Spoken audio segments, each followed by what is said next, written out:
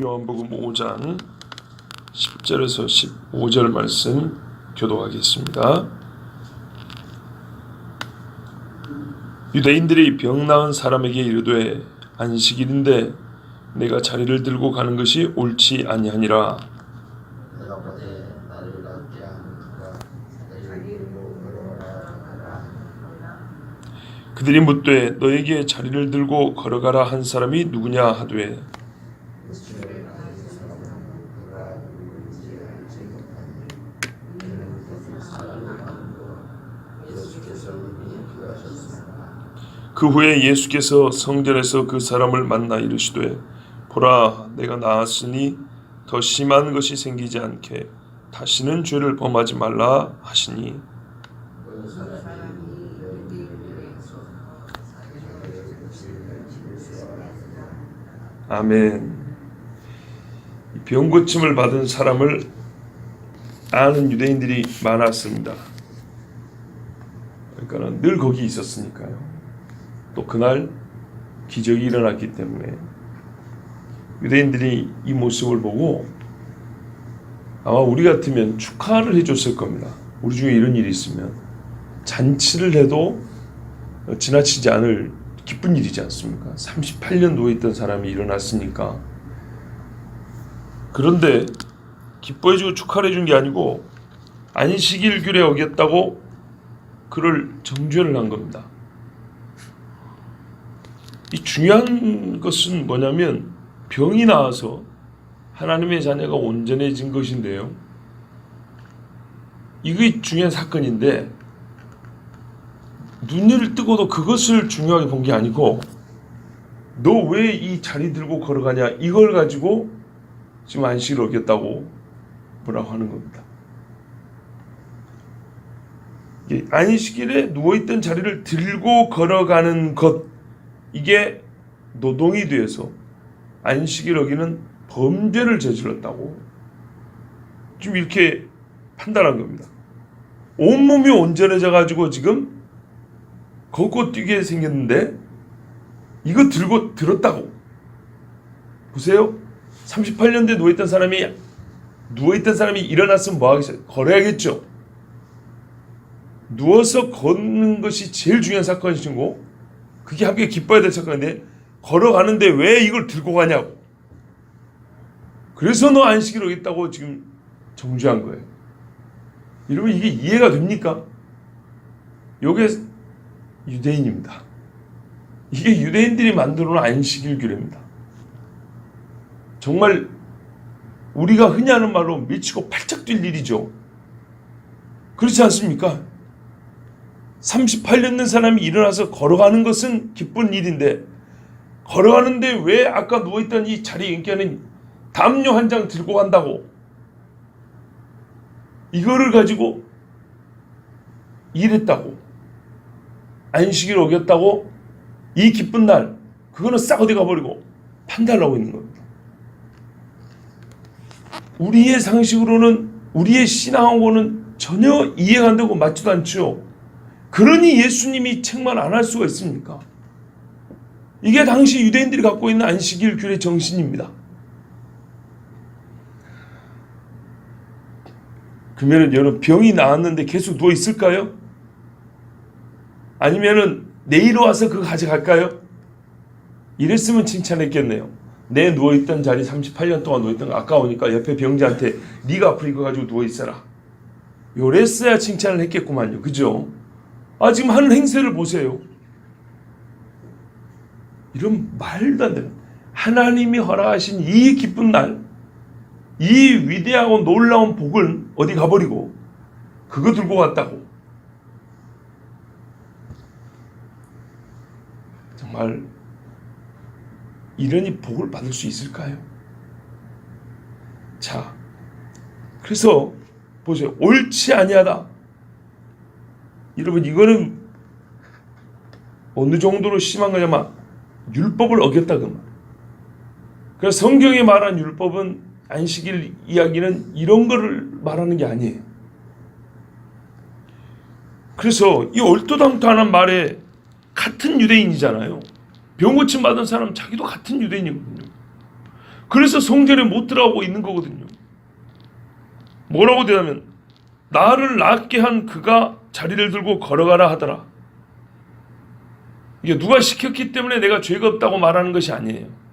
네가 걸어갔어요. 네가 죄 지은 거다 그랬더니 내 잘못 없어요. 나한테 그렇게 시킨 사람이 있어요.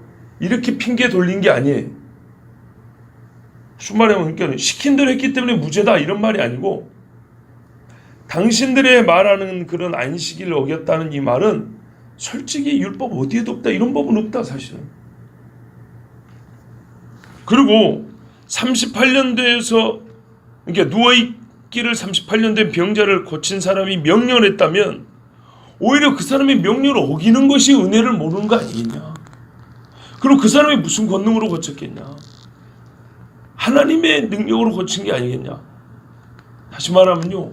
모세도 못한 일이라는 거예요. 모세도. 내가 지금 경험한 거는 모세보다 더 위대한 사람이 하는 일을 경험한 거라 이 말이죠. 율법을 준 모세도 안전뱅이를 일으킨 적이 없고 눈먼 사람을 눈을 뜨게 한 적이 없다는 거예요. 그래서 하나님의 권능이 아니면 할 수 없다고 말한 거예요. 세례 요한조차도 감옥에 잡혀 있을 때 사람이기 때문에 마음이 의심이 들었다 그랬지 않습니까? 마태복음 보면 그때 뭐라면 제자들 보내서 우리가 다른 일을 기다리리요. 우리가 기다린 이가 당신 맞는 거죠. 내가 지금 실수하는 거 아니죠. 내가 지금 목이 곧 달아나게 생겼는데 내 영원한 생명을 걸고 당신을 증언했고 당신의 앞길을 예비했던 거 틀린 거 아니죠. 나는 분명히 태어날 때부터 메시아의 길을 예비한다 했는데 내가 지금 곧 죽는단 말이에요. 죽으면 누구의 길을 예비하려고 해도 할 수가 없어. 그리고 나는 진짜로 당신이 그리스도라고 믿고 예비를 했는데 지금 막상 내가 이 감옥에 갇히고 죽음에 가까운 이 순간이 되고 보니 정말 내가 나사렛 예수를 메시아라고 증언했던 게 옳은 것인가? 마지막 확인이 필요하다. 그때 예수님이 그 물으러 온 요한의 제자들에게 뭐라고 말하면 많은 이 교리 설명과 구약 성경 설명을 안 했어요. 그거는 요한이 다 알고 있어요. 정말 이 연약한 심령이 흔들리고 있는 거예요. 그걸 몰라서가 아니거든요. 죽음이 눈앞에 올 때 흔들리고 있는 거예요. 그때 해준 말이 뭐냐면 하나님의 권능을 말해줬어요. 너희가 보고 듣는 것을 가서 그대로 전해라. 눈먼 자가 눈을 뜨고 안전뱅이가 일어나고 귀머거리가 듣는다고 해라. 그대로 전해라 그랬어요. 요것만. 그랬더니 세례 요한이 이제 믿었다는 거 아니에요. 자 보세요. 그때 예수님이 이 말씀했냐. 이게 이사야 35장의 성취였거든요. 그런데 그런 식의 성취는 요한도 이미 다 알고 있었어요. 직접 현장에서 본 거예요. 이거는 모세가 할 수 없는 일이었어요. 사람 중 선지자 중 누구도 할 수 없는 일이었어요. 바람과 바다도 저가 누구 귀에 순종하는가 그랬단 말이죠. 지금 이 말만 하면 일어나는 안진뱅이가 일어나는 일, 말만 하면 일어나는 소경이 눈을 뜨는 일, 이 일은 말만 하면 깨끗해지는 이 문둥병자가 완전히 치유받는 일, 이거는 사람이 할 수 없었고 선지자 중에 가장 위대한 모세가 할 수 없는 일이었어요. 그래서 메시아하는 걸 하게 된 거예요. 그러니까 이 사람의 말은 그 말이에요. 모세보다도 더 큰 이가 나보고 들고 가라 하더라. 근데 당신들은 고작 모세의 말을 가지고 나를 정죄하겠다는 거냐. 그리고 엄밀히 말하면 모세가 가르친 그것도 아닌데 이건 애들로 표현한 거예요. 내가 38년 된 병자라고 입장받고 생각해 보세요. 지금 그 말이 들어오겠어요 귀에? 나를 고쳐주고 들고 가라고 한 사람이 있는데 네가 이거 들고 가면은 정죄를 받을 거야. 너 임마 죄인이. 이 말이 귀에 들어오겠어요? 38년 된 날 이렇게 세웠는데 말도 안 되는 얘기죠. 누가 그런 법을 세웠냐는 거예요. 모세도 그런 법을 세우지 않았다. 그리고 이 증거 자체가 모세보다도 크다 이게 말이에요. 이분이 모세보다도 크다. 모세보다 더 큰 이가 명령한 거를 잘해봐야 모세의 법밖에 안 되는 그걸 가지고 오해하지 마세요. 율법이 모세법이라 하니까는 이 사람들이 모세의 제자라고 하면서 이렇게 말하는 거니까 자 그대로 쓰는 거예요. 모세의 말을 가지고 나를 정죄하겠다는 거냐. 그게 속에 담겨있는 뜻입니다. 그러니까 이 사람들이요 더 이상 뭐라를 못해요. 더 이상 이 병 나은 사람에게 할 말이 없고 그러니까 이렇게 물어봅니다. 그럼 너 시킨 사람? 그 사람 누구냐? 그 사람한테 따지겠다는 거예요. 병 나은 사람에게 더 이상 정죄할 근거가 없자 병 고친 자, 그러면 병 고친 자하고 자기들이 맞서면 이길 수 있을까요? 참 웃기죠. 여러분 진짜 이걸 현실에 우리가 눈앞에 본다고 생각해 보세요. 38년 된 병자를 일으킨 사람하고 그 맞서갖고 뭔 말을 하겠다는 거예요 도대체. 뭘 따져보겠다는 거예요. 그런데 유대인들이 마음이 이래요. 이래서 그가 누군지 말해라. 그 사람한테 가서 따져보고 그 사람을 정죄하겠다. 그가 누구냐? 그랬더니 모르겠는데 이렇게 말한 거예요. 보세요. 고침을 받은 사람이 그가 누군지 13절을 보시면 알지 못한다 그랬어요. 그리고 예수님을 옆에 있었으면 이분이라고 말할 건데 예수님이 그 많은 사람들 중에 병자들이 오죽이만 해야죠. 그리고 보니까 옆에 건강한 사람들도 많죠. 말했잖아요. 여기는 양사하는 데라고 원래. 그러니까 이 많은 사람들이 있는 데서 예수님이 자리를 옮겨가지고 누군지 찾을 수가 없었어요. 자, 그러면 여기서 이제 의미적입니다. 어제는요, 이 사람이 예수님이 네 자리를 들고 일어나서 걸어라 그 말을 믿었기 때문에 일어나지 않았겠어요? 안 믿었으면 아이고 이보시오 나한테 장난하시오 그러고 가만 누워있었지 않겠어요?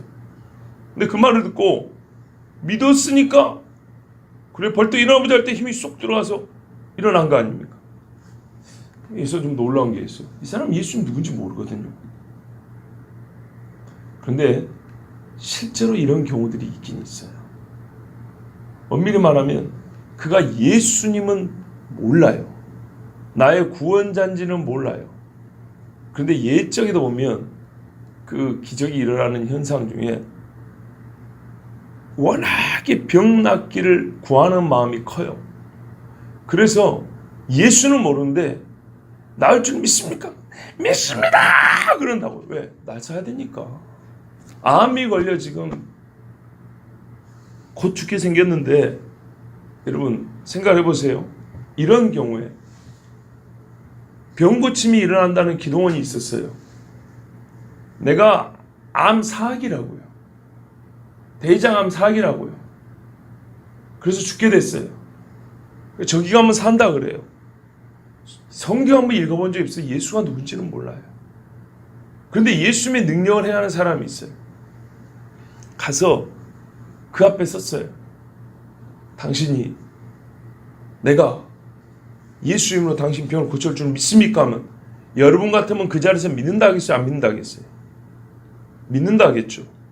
그리고 실제로 아마 그 믿음이 있을지 몰라요. 왜? 이 사람이 워낙에 많은 사람을 고쳤기 때문에 분명히 당신 고칠 줄 믿습니다라는 그 믿음은 거짓이 아니에요. 이런 경우에 하나님이 고쳐줍니다. 그래서 믿습니다 하고 안수 딱 했더니 낫는 경우 있어요. 그리고 예수를 믿으면 되는데 안 믿고 돌아가는 경우가 있는 것이죠. 문제는. 자 보세요 여러분. 우리가 기적을 다른 일하고 그러니까 뭐라면 예수를 안 믿던 사람이 예수를 믿게 될 때 계기가 있지요. 그 계기 중에 강력한 계기 중에 하나가 바로 이 기적입니다. 그러니까는 나는 이렇게 해서 예수 믿게 됐어 라는 그 이렇게가 여러 가지 사례가 있죠. 여러 가지 경우가 있죠. 그 경우 중에 기적이 들어가는 거예요. 완전히 예수를 믿고 기적을 체험하는 수가 있고 그렇지 않냐고 예수를 안 믿는데 예수를 믿게 되는 통로로 수단으로 기적을 체험할 수가 있다고요. 그런 경우 이해되시죠? 이거는 충분해요. 그러니까 나는 예수를 안 믿었는데 어떤 사람은 지적으로 논리로 성경에 틀렸다 말하다가 거꾸로 성경이 맞다는 논리가 딱 나오자 내가 졌다 하고 지금부터 예수 믿는다 이런 사람이 있다고요. 그렇게 믿는 경우도 있고 나는 정말로 못된 사람인데 내 주변에 예수 얘기가 너무 착한 거예요. 그래서 마음이 열려서 예수 믿어보겠다라고 해서 그런 계기를 통해서 예수를 믿게 되는 경우가 있다고요. 그런 것처럼 이런 경우에는 정말 불신에서 신으로 바뀌는 경우가 제일 어려운 거잖아요. 그렇죠? 이 제일 어려운 일이 가능하게 하기 위해서 하나님이 여러 가지 수단과 방법을 사용하시는데 어떤 이유는 거꾸로 고난을 통해서 주님 앞에 돌아오죠. 예? 어떤 이는 그 고난이 해결됨으로써 주님 앞에 돌아오기도 하죠. 고난이 여전한데 이때 마음이 겸손해서 주님 앞에 돌아오기도 하고, 고난이 해결되어서 놀라워라 하고 주님 앞에 돌아온 경우도 있고. 그러면 이 사람은 이 병이 그런 고난 중에 하나란 말이에요. 그 고난 중에 있었는데 주님이 이 고난을 해결해 주자, 아, 이분이 진짜 그리스도구나 이렇게 믿고 돌아온 경우가 있다고. 이 사람은 병 고칠 줄을 믿느냐 할 때는 그것을 믿는다고 했지만, 그래서 믿는 마음으로 일어나긴 했지만 예수님이 누군지, 그러니까 구원 얻는 믿음은 아직 없는 상황이라고 해요. 자, 그래서 자기를 고친 사람이 누군지는 몰라요. 며칠 후에 있었던 일입니다. 그 후에 예수께서 성전에서 그 사람을 만났다 그럽니다. 그리고 예수님이 이 사람에게 의미심장한 말씀을 합니다. 보라, 내가 나았으니 더 심한 것이, 이 심한 건 더 악한 것이거든요. 더 악한 일이 너에게 일어나지 않도록 다시는 더 이상 죄를 범치 말라 그랬어요. 그럼 봐보세요, 여러분. 이 사람이 왜 38년 동안 누워 있었죠? 죄 때문이라는 거예요. 그러면 얼마나 큰 죄를 지어야 38년 동안 예수 안 만났으면 죽을 때까지 병자로 누워 있을까? 그러면 38년이면 여러분, 10살 먹은 꼬마이가 죄를 너무 심하게 잡고 38년, 48세 될 때까지 누워있던 건 아니겠죠. 한 20살 정도라고 치면 이 사람 나이가 노년입니다. 노년. 그렇죠. 38년 동안 못 일할 중죄를 지었다면 제법 나이가 들어서 이렇게 병이 든 겁니다. 그동안에 큰 죄를 짓기 때문에 10살짜리가 이렇게 큰 죄는 짓지 않았을 거 아닙니까? 상식적으로 볼 때. 20살로 잡으더라도 이 사람은 노년입니다. 노인입니다. 당대로 봐도 노인이고 지금으로 봐도 노년축에 들어갑니다. 자, 그러면 성경에 이런 말씀도 있죠. 어느 젊은이가 소경인데 제자들이 그랬어요. 선생님, 저 사람이 소경으로 난 것은 자기 죄 때문입니까? 아니면 그의 부모 죄 때문입니까? 이렇게 물어봤어요. 예수님 뭐라 그래요? 자기 죄 때문도 아니고, 아니 나면서부터 소경인데 그게 무슨 자기 죄입니까? 부모의 죄냐? 아니다. 죄 때문에 그런 거 아니다. 하나님께 영광이 되게 하기 위해서 그는 소경으로 난 거다. 하나님께 영광은 사실 아주 폭넓은 이야기니까요. 어쨌든 죄 때문에 소경된 거 아니라고 그랬어요. 그러면 우리는 이제 그런 말을 좋아해요. 그래서 병들면 전부 다 죄 때문이 아니라고 또 이렇게 일반화를 시켜버려요. 그러면 안 돼요. 오늘 본문 같은 말씀도 있는 거예요. 거꾸로 말하면 병들면 다 죄라고 그러면 될까요? 천만의 말씀이에요. 죄 없어도 사람이 나이가 들면 병들게 돼 있어요. 자, 봐보세요. 그러나 분명한 건 뭐냐면 이와 같은 자들도 있다는 거예요. 죄로 말미암아 결코 자리에서 일어나지 못할 병이 든 사람도 분명히 있다는 거예요. 예수님이 고쳐주기 전까지는 죽을 때까지 자리에 누워있다가 죽어야 되는 그런 사람도 있다는 거예요. 두 개 다 100% 일반화시키면 안 돼요. 모든 병자에 대하여 이건 죄가 아니다, 아니면 이건 다 죄 때문이다, 이렇게 하면 안 돼요. 성경에는 두 가지가 다 있어요. 근데 우리의 마음을 어떻게 해요? 죄와는 상관시키고 싶지 않아요. 왜요? 병만 나오면 되는 것이 아니라 그건 회개까지 해야 되고 행실을 바꿔야 되거든요. 마음을 바꿔야 되거든요. 그러니까는 그거는 인정하고 싶지 않아요. 그냥 자연적으로 살다 보니까 생긴 병이지, 이렇게 판단하고 싶어요. 그건 성경적이지 않습니다. 돌아봐야 합니다. 돌아봐야. 옛적에 어느 청년이 자기 어머니가 병들었다고 하면서 저한테 얘기를 했어요. 그런데 문제는 병명을 모른대요. 왜 아픈지를 모른다는 거예요. 그래서 제가 신앙적으로 대답했죠. 분명히 모른다 그랬다. 모를 때는 모르기 때문에 원인을 나에게서부터 찾아야 됩니다. 여러분 생각해 보세요. 어떤 부정적인 일이 벌어졌을 때 이유와 원인을 다른 사람에게서부터 찾는 것은 정말 나쁜 짓이죠. 그렇죠? 진짜 나쁜 짓이잖아요. 내가 그 이유가 된 사람이라고 지목이 되어 보세요 한번. 여러분 견딜 수 있는가? 그런데요, 내가 병들었거나 내가 피해를 보거나 내가 고통스러울 때는요, 꼭 이유를 남한테 돌리려고 그래요. 이게 못돼 먹은 마음이라고요. 다른 사람이 나한테 핑계를 대면 못 견디면서 나는 나를 먼저 돌아보자고 다른 사람한테 핑계를 먼저 돌리려고 그런다고. 그래서 제가 그런 경우에는 분명히 모른다 그랬기 때문에 모르면은 나부터 다시 따지고 시작을 해야 되지 않겠냐. 저희 아버지가 그랬거든요. 애들을 키우다 보면 아픈 경우가 많죠. 어쩔 때는 부모인 너희가 잘못해서 애가 아픈 경우가 있다. 분명히 있더라고요. 있어요. 3명 이렇게 키우다 보면 감이 와요. 이거는 내가 하나님 앞에 잘못해서 내 자식이 아픈 거다. 그런 경우는요, 사실 하나님 앞에 기도하면 나아요. 치료가 빨라요. 그리고 희한하게 하나님이 가르쳐줘요. 마음에 딱 찔려와요.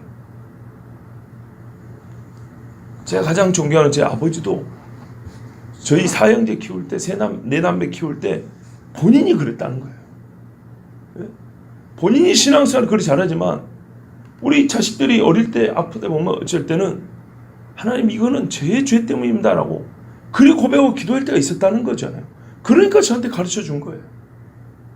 애들이 다 그냥 병들었다 생각하지 마라. 자식이 아프면 제일 마음이 아픈 게 부모 마음 아니야. 그래서 자식을 치면 부모가 하나님 앞에 빨리 그 마음이 돌아온다는 거야. 그래서 네 자식이 하나님 앞에 그렇게 아플 수도 있는 거다.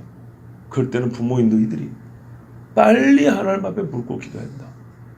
나는 이게 성경적이란 말이야. 특별히 모른다. 모를 때는 누구를 찾아봐야 돼? 나를 먼저 봐줘. 나를. 이 사람은 정말 큰 죄를 지었던 거예요. 시편 107편 17절 18절에 미련한 자는 저희 범과와 죄악의 연고로 곤난을 당하매. 범죄와 이렇게 범과 죄를 가지고 있는데 미련한 자는 그걸 깨닫지 못해서 끝내 고난을 당한다는 거예요. 저희 혼이 각종 식물을 싫어하여 사망의 문에 가깝도다. 어떻게 돼요? 입맛까지 잃어버릴 정도로 해서 곧 죽음에 이를 정도가 된다 이 말이에요. 이게 정말 미련한 거예요. 잠언에는 지혜가 뭐래요? 생명의 지혜라죠. 미련한 자는 더하기 빼기를 못해가지고 손해를 보는 게 아니고 자기 죄를 가지고 있어서 이거를 가지고 회개를 하지 못하고 죄가 있는데도 이거를 깨닫지 못해가지고 끝내 사망의 문에 가까울 지경까지 가고야만은 그게 제일 미련하다는 거예요. 근데 분명히 뭐래 성경에 인과관계가 정확하잖아요. 죄로 말미암아 사망의 문까지 간다는 거예요. 이걸 깨달아야 되는데 깨닫지 못하기 때문에 미련하다는 거고 1차적으로 뭐예요? 죄 때문에 사망의 문에 가깝게 간다는 거예요. 하나님 말씀이 그거예요. 이 사람이 그랬던 거예요. 그래서 우리 주님이 가르쳐줘요. 다시는 죄를 범하지 말라. 귀신이 나갔다가 믿음이 약하면 더 센 놈 듣고 들어오고 현장에서 가을마다 잡힌 여인도 예수님이 살려주셨지만 다시는 가서 죄를 범하지 말라 그랬어. 자, 그러면 이 남자가 어떻게 살았을까요? 기록은 없지만 추정컨대 이 사람은 예수님 말씀대로 살았을 거라고 봅니다. 왠지 아십니까? 이 사람 예수님 어디서 만났죠? 다시 성전에서 만났습니다. 38년 된 병자가 일어난 다음에 하고 싶은 일, 할 수 있는 일이 얼마나 많습니까? 옛적에 군대에 있는 사람들이 나가면 뭐 하고 싶냐? 짜장면 먹고 싶습니다 그런다고. 짜장면 별거 아닌데도. 그런데 38년 된 병자가 일어났을 때 하고 싶은 일이란 정말 많을 겁니다. 근데 이 사람 어디 있었다고요? 성전에. 몸이 부정하여 움직이지도 못하지만 몸이 부정하여 성전에 못 들어갔는데 제일 먼저 한 일이 성전에 갔다는 거예요. 성전에 왜 갑니까? 경배하고 하나님 앞에 제물을 바치고 가는 거고, 그리고 성전에 늘 율법을 낭독하는 자고, 성경이 거기 선생들이 있기 때문에 말씀을 들어가는 것이고, 한마디로 하나님 만나러 가는 거예요. 자세가 어떻게 해요? 되어먹었잖아요. 그죠?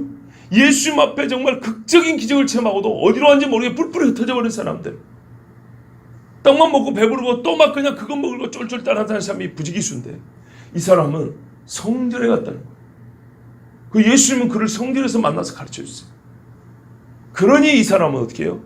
분명히 자기 죄를 회개하고 예수님 말씀처럼 죄를 범하지 않고 부단히 쓰는 경건에 힘쓰는 사람이 됐을 거라는 거예요. 싹수를 보면 아는 거예요. 자, 그런데 안타까운 게 하나 있어요. 예수님을 만난 다음에 이 사람이 유대인들에 가서 말했어요. 자기는 좋아서 한 얘기예요. 궁금해하니까 가르쳐주고도 싶고 예수님을 증언하고 싶어하는 나름대로 순수한 마음을 한 거예요. 나를 고쳐준 사람은 예수라, 이렇게 말했어요. 그런데 우리가 오늘 보진 않았지만 다 아시다시피 유대인들이 이것 때문에 예수님을 이제 막 비난하고 정죄하죠. 거기다가 예수님이 안식일에 일했다고 나를 뭐라 하느냐, 아버지가 일한 거다 이거, 아버지가 고쳐주려고 하실 때 하신 거다, 아들인 내가 그래서 일한 거다, 이렇게 말씀을 했단 말이죠. 여러분 그거 아시죠? 제사장과 레위인은 안식일에 제일 일 많이 했다는 거예요. 단순히 일을 했다고 하나님이 뭐라 한 게 아니에요. 이 일의 종류가 있어요. 해도 되는 일이 있고 하지 말아야 될 일이 있어요. 근데 제사장들이 하는 일은 중보적 일이었어요. 그들이 완전한 중보자는 아니니까 예수님의 입에 중보자적 일이었어요. 죄인을 하나님과 화목시키는 일이었어요. 죄 용서를 받게 하는 그 일이었어요. 그 일은 안식일에 가장 부지런히 했어야 되는 거고 쉼 없이 해야 될 일이었어요. 맞지요? 예수님이 그 일을 한 거거든요. 근데 이들이 알지를 못하니까 이 자리 들고 가게 했다고.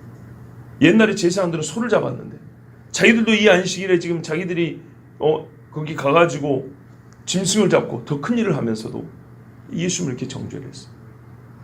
자, 그런 사람들이지만 이 병 나은 사람은 행여 이런 일이 벌어질 줄 알았을까요? 잘 몰랐겠죠. 나름대로 이 사람은 순수하게 말한 거예요. 그런데요, 여기서 우리가 하나 배워야 될 게 있어요. 성경은 이렇게 말합니다. 진주 목걸이를 돼지한테 던져주는 게 아니다. 우리가 은혜를 체험하잖아요. 정말 이와 같은 놀라운 은혜를 체험했을 때 간증한다고, 은혜 나눈다고 아무에게나 그렇게 입 벌리고 떠 벌리는 게 아니에요. 오히려 귀한 예수님의 이름이 돼지 입에 들어가는 진주가 될 수도 있어요. 돼지 목이 걸어지는 진주 목걸이가 될 수도 있는 거예요. 그래서 그거 갖고 조롱하고 비웃고 땅바닥에 그 똥과 음식물 있는데 거기 막 구정물 있는데 뒹구는, 그렇게 되는 수가 있어요. 솔직히 그를 분별하기는 어려워요. 이 죄인에게 예수님 이야기를 해주면 이가 주님께로 돌아오기를 바라는 마음으로 우리는 말하지만 분명 처음에는 조롱을 하겠죠. 그런데 이런 케이스는 참 조심해야 됩니다. 예수님을 더 공경에 빠뜨린 일이 되어버렸거든요. 그렇죠. 그러니까 우리가 살면서도 복음을 전하긴 하긴 해야 되는데 참 상황 분별을 잘해야 됩니다. 상대에 따라, 시기에 따라. 과연 이 진주 목걸이를 걸어주면 저 사람의 목에 빛이 될 것이냐, 아니면 저 돼지가 이 진주 목걸이를 그 가치를 모르고 땅에 아무렇게나 등기를 버리고 막 그 줄을 끊어버리고 밟아버릴 것이냐. 이거는 분별을 잘해야 됩니다. 그럼 어떻게 분별할까요? 이게 예수님을 단순히 모르는 문제가 아니고요, 악함이 있을 때 이렇게 되는 거예요. 그래서 악한 자에게는 복음을 증거할 때 참으로 지혜가 필요합니다. 우리 그런 경우 있잖아요. 누군가 믿고 뭔가를 맡기거나 말을 했는데 그것이 나에게 창이 되었고 돌아올 수 있단 말이죠. 그죠? 참 조심해야 됩니다. 물론 의도치 않게 그럴 수도 있지만 이 사람들은 처음부터 38년 된 병자가 자리 들고 일어난 걸 가지고 정죄된 걸 볼 때는 사실은 예수님 이야기를 안 하는 게 좋을 뻔했어요. 예수님이 이런 말씀을 친히 하신 적이 있죠. 누구에겐가는 조용히 해라. 내가 너 고쳐있다고 말하지 말고 지금은 입 다물어라. 이런 경우 있죠. 그게 다 이유가 있는 거거든요. 그러니까 이와 같은 케이스도 사실은 이 사람이 굳이 말을 안 했으면 더 좋았을 법한 그런 상황입니다. 그러니까 이거는 제가 여러분에게 이런 사람에게는 말하면 안 된다라고 그렇게 말을 해드릴 수는 없는 거고, 이와 같은 일도 있다는 거예요. 진주 목걸이가 돼지 목에 걸려지는 것과 같은 그런 일도 우리 중에 오늘 말씀처럼 그럴 수 있기 때문에 때로는 이 귀한 은혜를, 내가 주님을 만난 이 귀한 체험을 조금 기다렸다가 전해야 된다든지, 아니면 상황적으로 잘 분별해서 이게 무가치하거나 아니면은 더럽게 여겨지지 않도록, 더러운 자들에게 이게 함부로 막 이렇게 뒹굴지 않도록, 돼지똥에 뒹굴지 않도록 그렇게 보호할 수 있는 그런 지혜도 우리에게 필요하다는 거예요. 아시겠죠? 이에 오늘 말씀 여기까지 우리에게 하나님이 말씀해 줍니다. 우리에게 죄가 있어서 하나님이 우리를 회개케 하시면 우리를 하나님의 자녀로 온전케 하시려고 큰 질병을 주는 수도 있습니다. 우리가 본래 죄인이기 때문에 사람은 다 병들어 죽거든요. 그래서 병이 드는 수도 있지만 믿음의 사람들의 양심에 하나님은 동시에 자극을 줍니다. 이거는 죄 때문이다. 그런 경우는 제일 빠른 방법은 회개하는 겁니다. 그리고 주님 앞에 돌아오는 경우입니다. 그리고 가장 큰 증거는 어떤 경우냐면 병명을 모르겠습니다. 또는 의사도 특별한 처방이 없습니다. 이런 경우에는 정말 하나님 앞에 무릎을 꿇어야 될 일이라고 여기는 게 거의 맞습니다. 그리고 그와 같은 놀라운 하나님의 또한 은혜 체험이 있을 때는 우리가 순수한 마음으로 이제 감사해서 하나님께 먼저 경배하는 게 우선이고, 이게 진짜 은혜를 은혜답게 받은 사람입니다. 두 번째는 이 은혜를 나누자. 그렇죠? 나눌 필요가 있지요. 다른 사람이 용기도 되고 교훈도 되기 때문에. 그러나 악한 자에게 정말 예수 복음을 증거하기 위해서 이 간증을, 이 은혜를 나눌 때는 그 상황을 잘 보고 분별할 지혜도 필요하다는 것.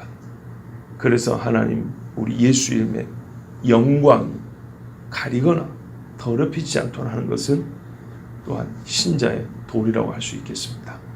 기도하겠습니다. 하나님 아버지, 오늘도 우리를 사랑해 주셔서 감사합니다. 귀한